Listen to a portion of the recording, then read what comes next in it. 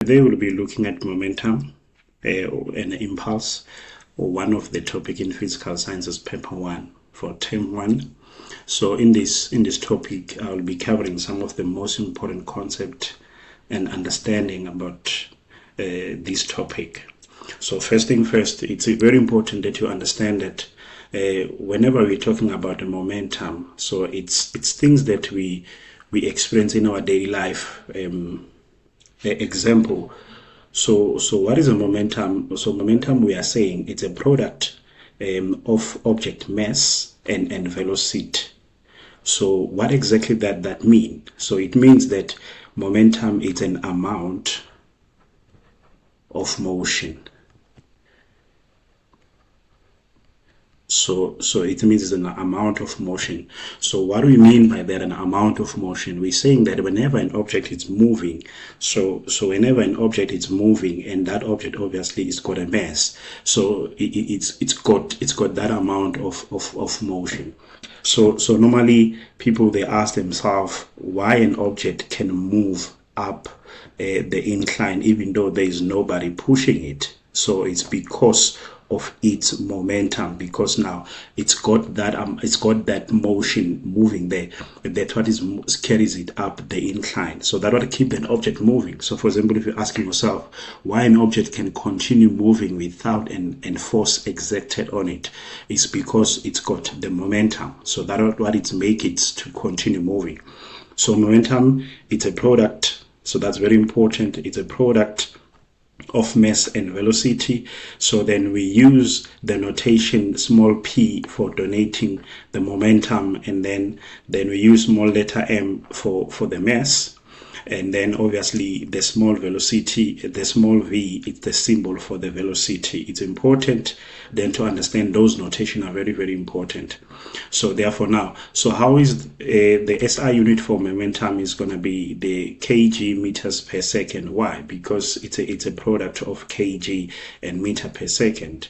So that is very, very important. So now when you're looking at the momentum, it's very important then, if you're looking at the momentum is directly proportional to both mass and velocity of an object. So what that means, if the mass is constant, the greater the velocity, the greater the momentum. So vice versa, if the velocity is if the velocity is constant, then the mass is greater, then the greater the momentum. So that it's very important to understand that it's directly proportional to both of these quantities, mass and velocity.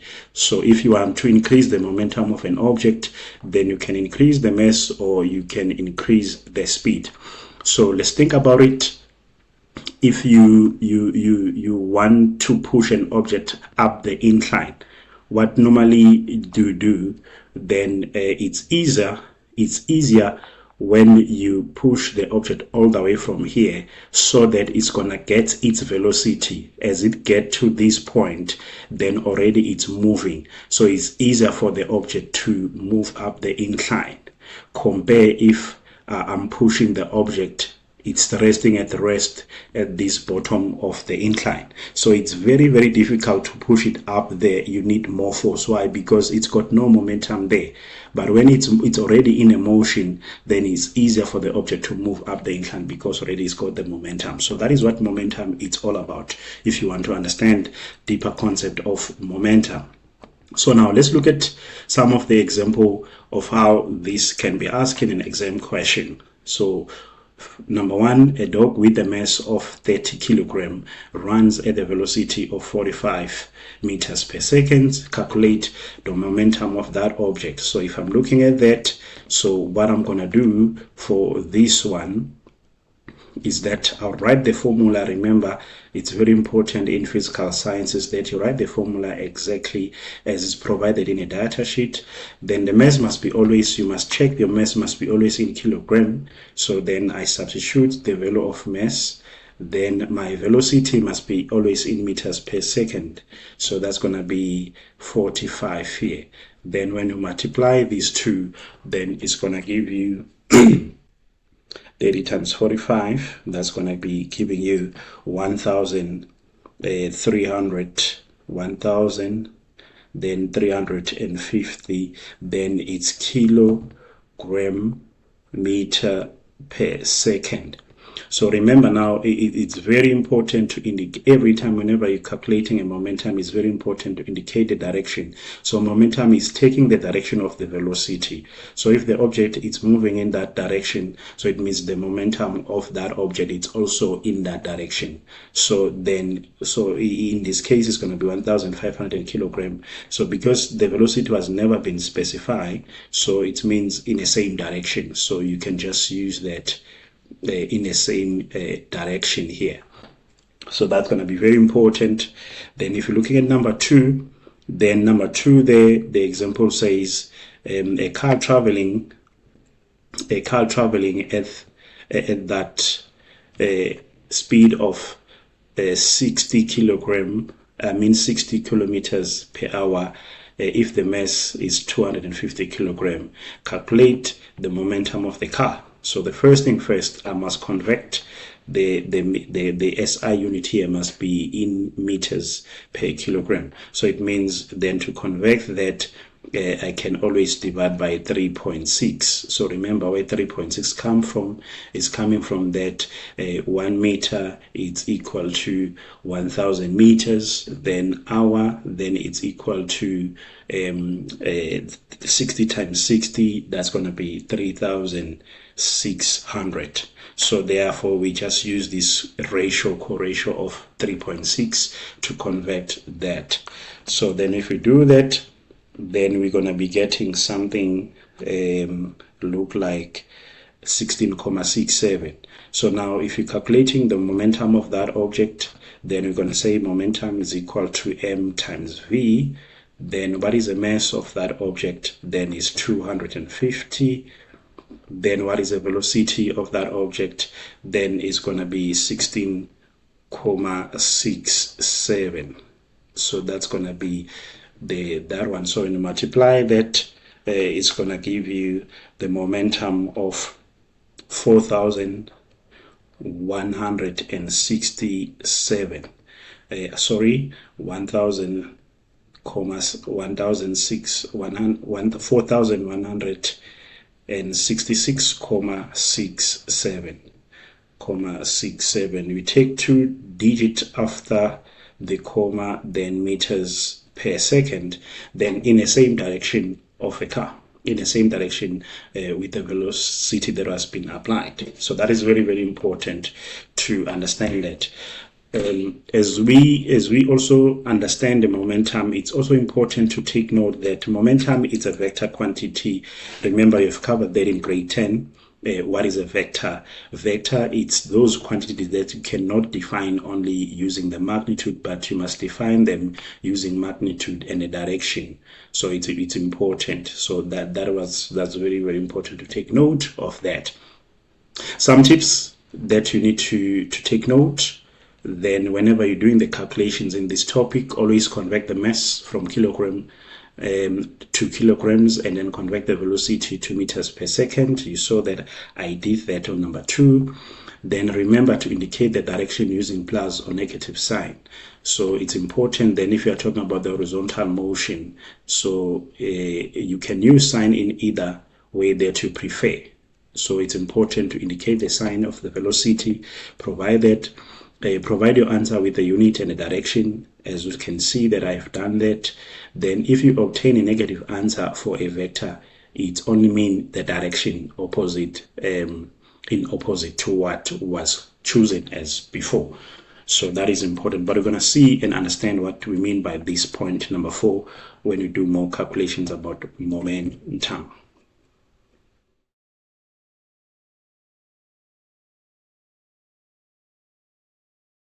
Today we'll be looking at momentum and impulse, or one of the topic in physical sciences paper 1 for term 1. So in this topic, I'll be covering some of the most important concepts and understanding about this topic. So first thing first, it's very important that you understand that whenever we're talking about the momentum, so it's things that we experience in our daily life. Example, So what is a momentum? So momentum, we are saying it's a product of object mass and velocity. So what exactly that mean? So it means that momentum is an amount of motion. So it means it's an amount of motion. So what do we mean by that, an amount of motion? We're saying that whenever an object is moving, so whenever an object is moving, and that object obviously is got a mass, so it's got that amount of motion. So normally people, they ask themselves why an object can move up the incline even though there is nobody pushing it. So it's because of its momentum, because now it's got that motion moving there. That's what carries it up the incline. So that would keep an object moving. So for example, if you're asking yourself why an object can continue moving without an force exerted on it, it's because it's got the momentum. So that's what it makes it to continue moving. So momentum, it's a product. So that's very important. It's a product of mass and velocity. So then we use the notation small p for denoting the momentum, and then we use small letter m for the mass, and then obviously the small velocity, the small v, is the symbol for the velocity. It's important then to understand those notation are very, very important. So therefore now, so how is the SI unit for momentum is going to be the kg meters per second. Why? Because it's a product of kg and meter per second.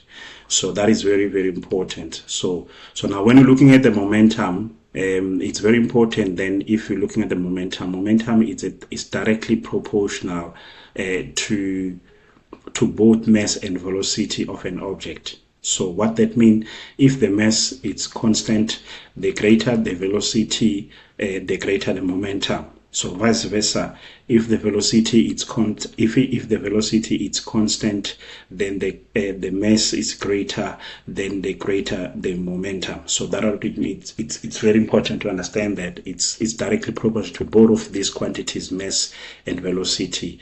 So if you want to increase the momentum of an object, then you can increase the mass or you can increase the speed. So let's think about it.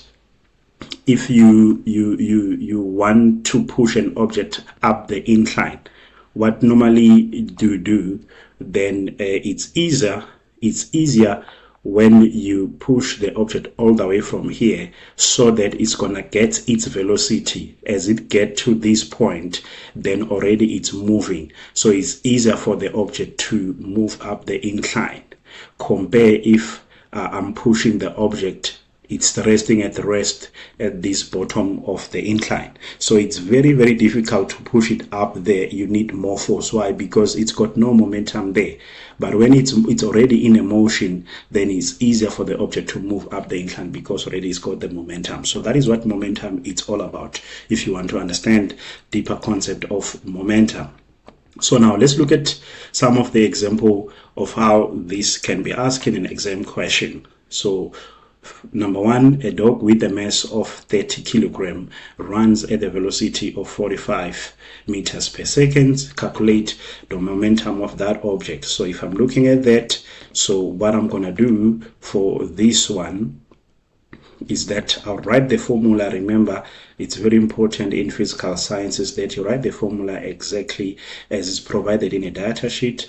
Then the mass must be always, you must check your mass must be always in kilogram. So then I substitute the value of mass. Then my velocity must be always in meters per second. So that's going to be 45 here. Then when you multiply these two, then it's going to give you 30 times 45, that's going to be giving you 1,300, 1,000, then 350, then it's kilogram meter per second. So remember now, it's very important to indicate every time whenever you're calculating a momentum, it's very important to indicate the direction. So momentum is taking the direction of the velocity. So if the object is moving in that direction, so it means the momentum of that object is also in that direction. So in this case, it's going to be 1,500 kilogram. So because the velocity has never been specified, so it means in the same direction. So you can just use that in the same direction here. So that's going to be very important. Then if you're looking at number 2, then number 2 there, the example says a car traveling at that speed of 60 kilometers per hour. If the mass is 250 kilogram, calculate the momentum of the car. So the first thing first, I must convert the SI unit here must be in meters per kilogram. So it means then to convert that, I can always divide by 3.6. So remember where 3.6 come from is coming from that 1 meter is equal to 1,000 meters, then hour, then it's equal to 60 times 60, that's going to be 3,600. So therefore we just use this co-ratio of 3.6 to convert that. So then if we do that, then we're going to be getting something look like 16.67. So now if you're calculating the momentum of that object, then we're going to say momentum is equal to m times v. Then what is the mass of that object? Then is 250. Then what is the velocity of that object? Then is going to be 16.67. So that's going to be that one. So when you multiply that, it's going to give you the momentum of 4,167.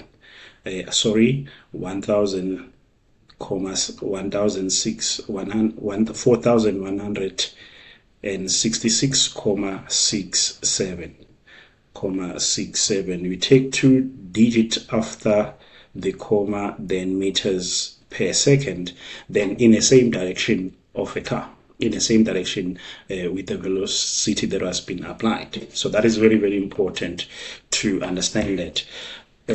As we also understand the momentum, it's also important to take note that momentum is a vector quantity. Remember, you've covered that in grade 10. What is a vector? Vector, it's those quantities that you cannot define only using the magnitude, but you must define them using magnitude and a direction. So it's important. So that's very, very important to take note of that. Some tips that you need to take note. Then whenever you're doing the calculations in this topic, always convert the mass from kilogram to kilograms, and then convert the velocity to meters per second. You saw that I did that on number 2. Then remember to indicate the direction using plus or negative sign. So it's important then if you are talking about the horizontal motion, so you can use sign in either way that you prefer. So it's important to indicate the sign of the velocity, provide your answer with the unit and the direction. As you can see that I have done that. Then if you obtain a negative answer for a vector, it only means the direction opposite, in opposite to what was chosen as before. So that is important. But we're going to see and understand what we mean by this point number 4 when we do more calculations about momentum.